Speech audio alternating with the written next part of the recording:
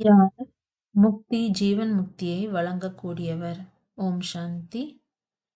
ஒரு இறை தந்தைதான் முக்தி ஜீவன் முக்தியை அளிக்கக்கூடியவராக இருக்கின்றார். சிலரோ இயற்கையை ஏற்றுக்கொள்கிறார்கள்.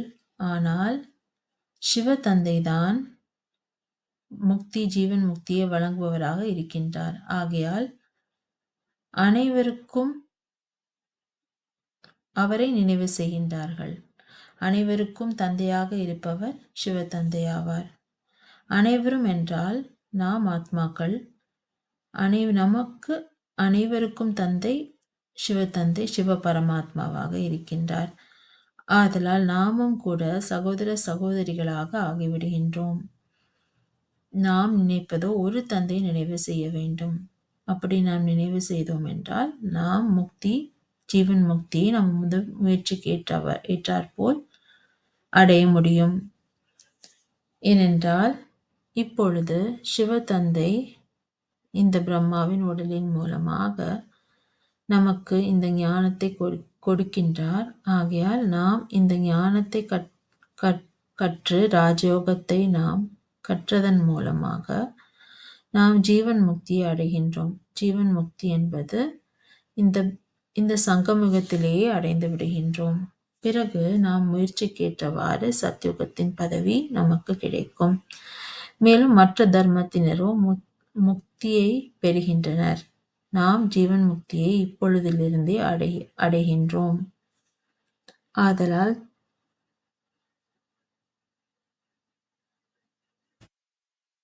ஆனால் மோட்சம் என்பதோ கிடையவே கிடையாது. மோட்சம் என்பது பரந்தாமத்திலே சதா இருப்பது. தந்தை கூட சதா பரந்தாமத்தில் இருப்பது கிடையாது. அவர் கூட இந்த சிருஷ்டியை படைப்பதற்காக படைப்பாளராக அவரது நடிப்பை நடிக்க வேண்டியதாக இருக்கின்றது.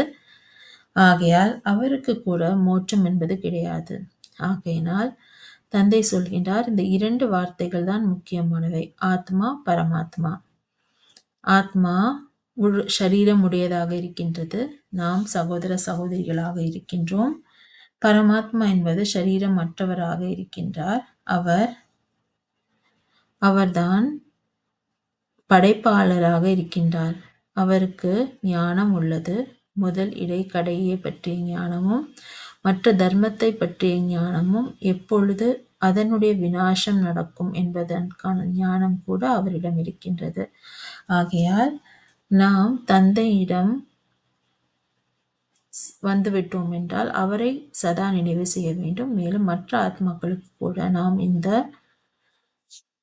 செய்தியை கொடுக்க வேண்டும். அதாவது நான் ஆத்மா என்று நீங்கள் புரிந்து கொள்ள வேண்டும்.